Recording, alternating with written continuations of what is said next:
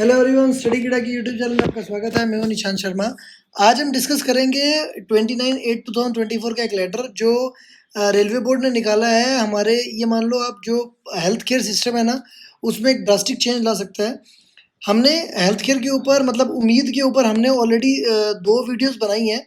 एक वीडियोस के अंदर तो हमने दिखाया कि जो आपके इम्पैनल्ड हॉस्पिटल्स हैं, उनकी अगर आप लिस्ट चेक करना चाहो कि आपके एरिया के अंदर, आपके डिवीज़न के अंदर या आप अगर किसी दूसरे डिवीज़न के अंदर हो तो कौन से प्राइवेट हॉस्पिटल्स को रेलवे ने इम्पैनल्ड कर रखा है। और एक दूसरी जो वीडियो हमने बनाई थी, वो बनाई थी हमने रेलवे के 2 सर्कुलर्स थे, 3 लेटर्स थे एक्चुअली, 2020 के, 2018 के और 2021 के आई थिंक। उन तीनों को हमने डिस्कस किया था कि क्या-क्या ये मानो अब कि फैसिलिटीज़ रेलवे हमको देता है या क्या-क्या पावर उन्होंने हमको दे रखी है एक रेलवे एम्प्लॉई को कि क्या उनको प्राइवेट हॉस्पिटल में जाने के लिए रेफ़र होना ज़रूरी है या नहीं उसकी ज़रूरत है, या इमरजेंसी कंडीशन में वो डायरेक्ट जा सकता है। इमरजेंसी कौन-कौन सी बीमारियाँ हैं जिनको इमरजेंसी में वो लेते हैं। मान लो ऐसी कोई बीमारी है जो इमरजेंसी में नहीं आती, मतलब पहले आती थी, जब आपने जॉइन किया तब तक नया सर्कुलर आ चुका था और बाद में नहीं आती, तो उस केस में क्या आपको पूरी पेमेंट देनी पड़ेगी या नहीं देनी पड़ेगी? उस पूरे के लिए आप हमारी, ये मैं लिंक लगा दूँगा, इस पे आप टाइप कर लेना, आप वीडियो जाके देख सकते हो। ये जो वीडियो ये मैंने परसों ही अपलोड किया था और उसके बाद जिस दिन अपलोड की थी उसी दिन ये लेटर आ गया था, तो इसके लिए एक नई वीडियो बनाई हमने। ये लेटर ना अगर हम बिल्कुल डिटेल में अगर जाएँगे तो आप ये मान लो बहुत ज़्यादा टाइम लगेगा। तो हम इसमें ना जो मेन पॉइंट है हम उसको डिस्कस करेंगे।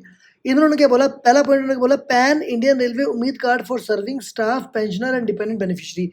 पहले उन्होंने बोला कि क्यूआर कोडेड, मतलब एक उसके ऊपर क्यूआर कोड बना रहे, वो जो है उम्मीद कार्ड आप इशू करवा सकते हो 100 रुपये दे के। आपको HMIS पे लॉगिन करना पड़ेगा और हमने इसके लिए ऑलरेडी एक वीडियो बना के रखी हुई है कि आप कैसे HMIS पे खुद को रजिस्टर कर सकते हो, तो वो आप जाके देख सकते हो।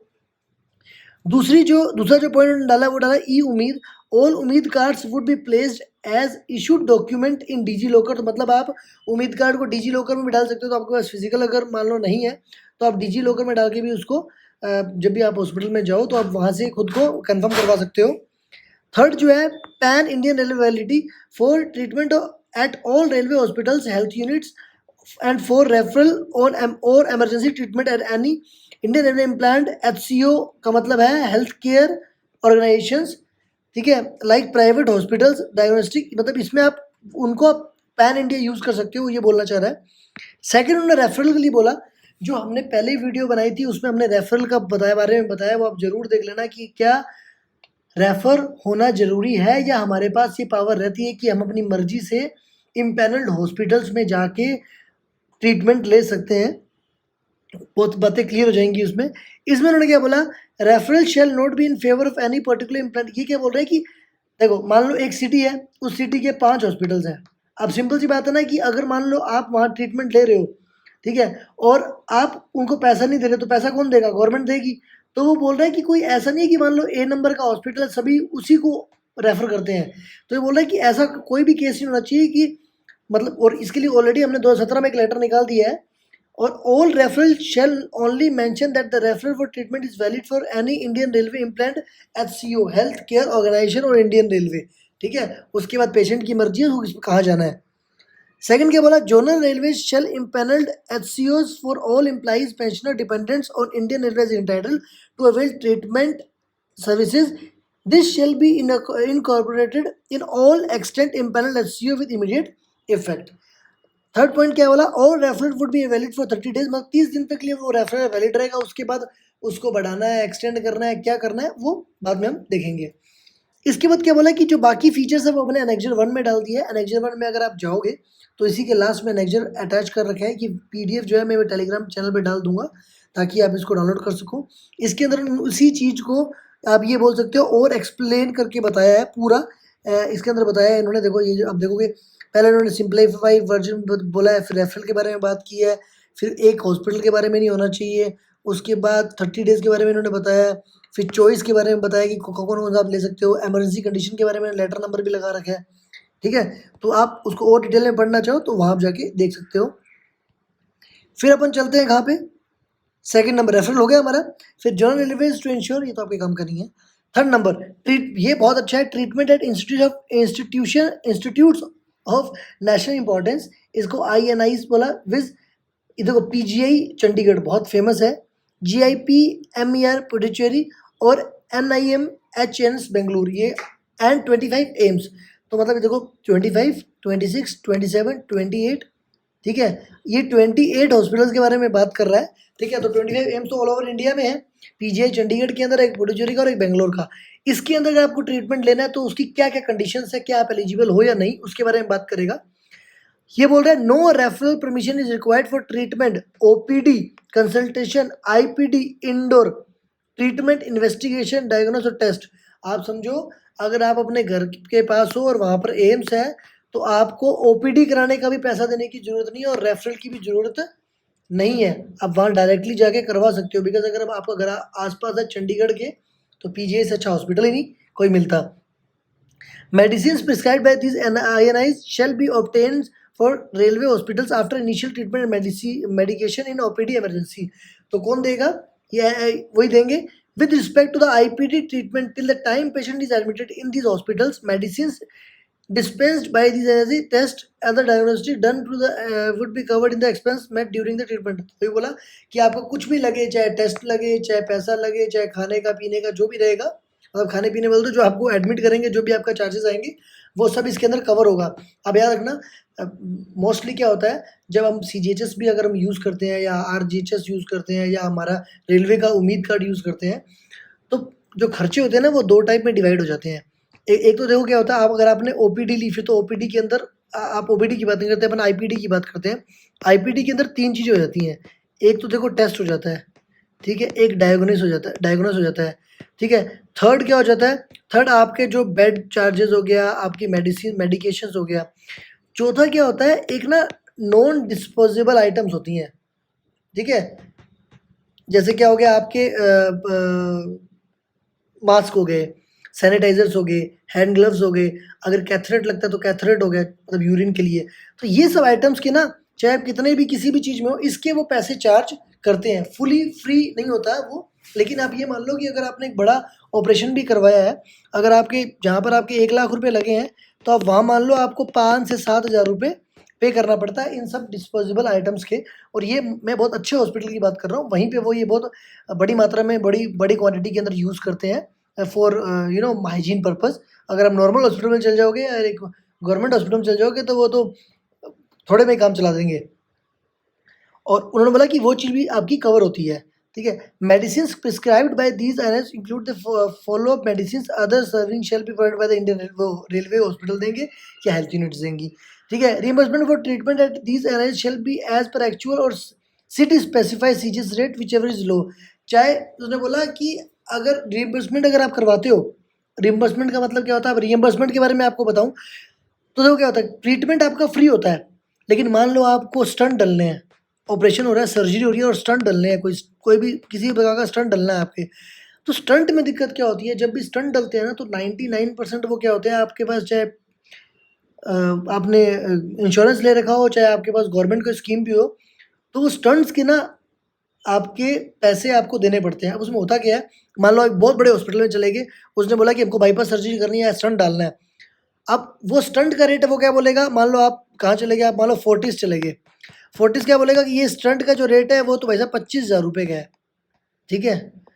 और सीजीएचएस रेट क्या है या मान लो उम्मीद का रेट क्या है, वो मान लो कि 10,000 रुपये है, वो बोलते हैं हम तो इसके 10,000 रुपये देते हैं। तो इसका जो डिफरेंस अमाउंट होती है ना, आप जब रिएम्बर्स करवाओगे तो आपने दिए कितने 25,000, लेकिन उसके रेट कितने हैं 10,000, तो वो आपको 10,000 रुपये वापस देंगे, 15,000 आपको अपनी जेब से देना पड़ेगा। याद रखना ये सब चीज़ 99% जब आपका सर्जरी होती है, कोई स्टंट या ऐसा कुछ डलता है उस केस में होता है। अगर ऐसी कोई नॉर्मल सर्जरी रहे, कोई चीफर टाइप की रहे, समझ रहे हो, या मान लो स्टोन निकालना है या कुछ इस टाइप का, तो उसके अंदर वो लगभग पूरा कवर हो जाता है, ठीक है। तो उसकी यहाँ ये बात कर रहा है भी अगर आप रिइंबर्समेंट करोगे तो जो भी सबसे लोएस्ट रेट रहेगा वही आपको लगेगा। द अबव एक्सक्लूड्स, अब देखो हाँ डेंटल इम्प्लांट्स लेने हैं या बाकी ट्रीटमेंट है वो इसके अंदर इंक्लूड नहीं होता। Any addition to this list of, हाँ बोल रहा है कि 3 नंबर पैरा के अंदर ये जो 28 चीज़ जगह थी, इनको छोड़ के बाकी किसी को भी हम फॉलो नहीं करते, बाकी के अंदर आपको अपने अपने हिसाब से प्रायर अप्रूवल लेना पड़ेगा। अगला पॉइंट क्या है, directory of Indian railway implant HCOs, इन्होंने बोला HIMS app would show the directory of Indian railway panel. अब देखो इसमें क्या बोला कि हमने ना हमारी एप्लीकेशन के अंदर 2 ऑप्शन दे दिए हैं। एक तो हॉस्पिटल की वो लिस्ट रहेगी जिसके अंदर आपको कैशलेस मिलेगा, मतलब आप जाओ, उम्मीद कार्ड दिखाओ और एडमिट हो जाओ, कुछ पैसा लगेगा नहीं आपका। एक क्या होता है, आपको रीइम्बर्स करवाना पड़ता है। बोले तो पहले आपको पैसे देने पड़ते हैं, बाद में आप जाके वो बिल विल जब सबमिट करते हो रेलवे को, और रेलवे आपको पैसे वापस करते हैं। तो वो बोल रहा है कि हम क्या करेंगे, 2 प्रकार के बनाएँगे।